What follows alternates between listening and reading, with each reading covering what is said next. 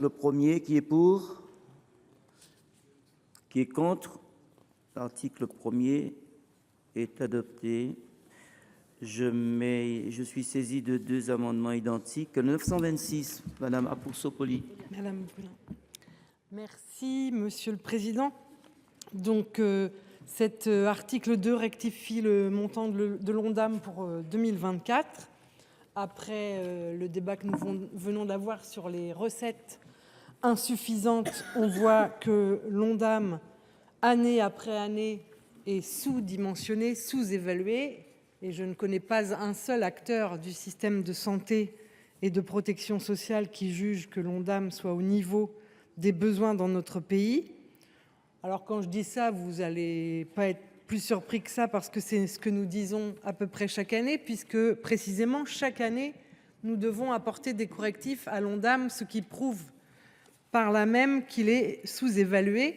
Les rectificatifs que vous apportez d'ailleurs ne vont pas permettre d'enrayer complètement la situation. Ce que je voudrais pointer de particulier cette année, c'est que, en réponse à un mouvement de grève que les cliniques privées avaient voulu engager au mois de mai dernier, si ma mémoire est bonne, leur ont été accordés 600 millions d'euros supplémentaires pour financer, par exemple, à hauteur de 80 millions, les revalorisations de garde de nuit, ou, et je voudrais plus pointer ça, pour supprimer un coefficient de minoration qui devait neutraliser l'avantage fiscal dont bénéficient les cliniques privées avec le CICE.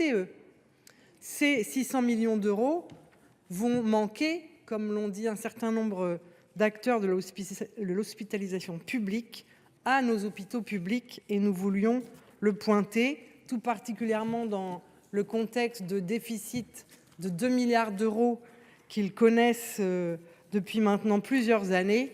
Et je pourrais développer aussi sur la situation des EHPAD qui n'est pas plus facile aujourd'hui. Merci. Merci, Madame Souiris.